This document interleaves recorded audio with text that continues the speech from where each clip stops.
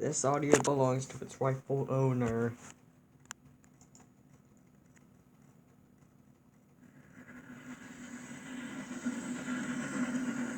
Bad lookout.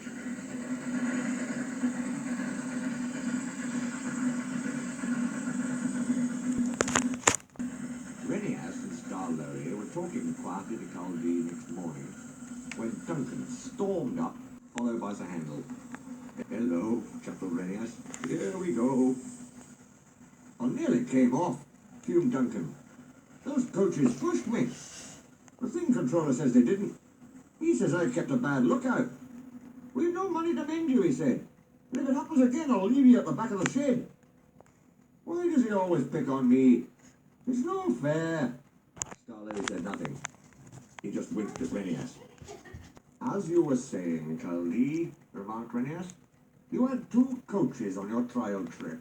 Do you ever take more? Now our line is so steep that we're only allowed 1. We each have our own. Mine's called Catherine, I know her well. That's most important. Why? Asked Sir Handel. They're only coaches. Ours, said Caldy, are something more.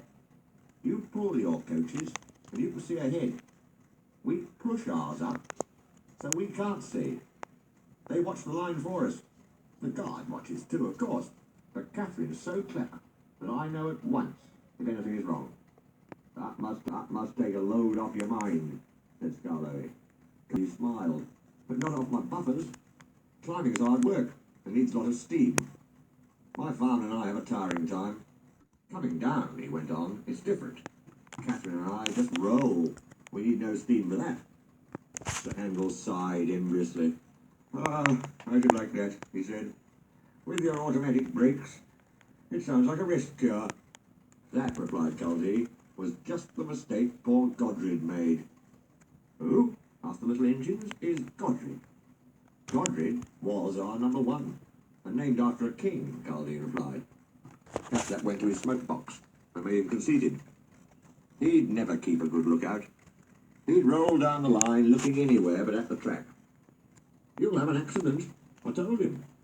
Who, he said, I've got automatic brakes, haven't I, and driver's got his air brake. What more do you want? More sense from you, I said.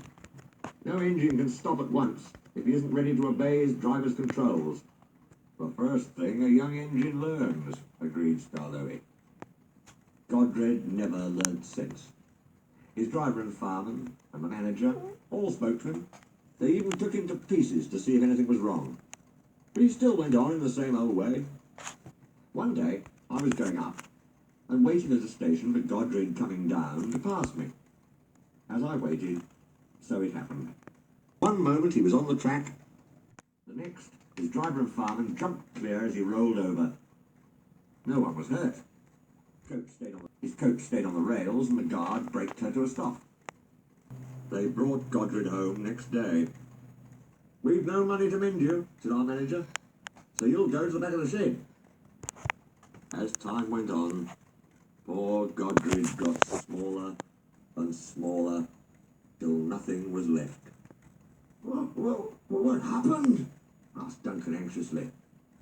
It's not nice to talk about, said Caldy. But what happened? Why isn't it nice?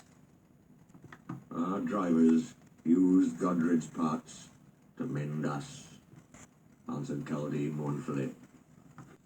Sir Handel and Duncan were unusually silent long after Caldy had gone home.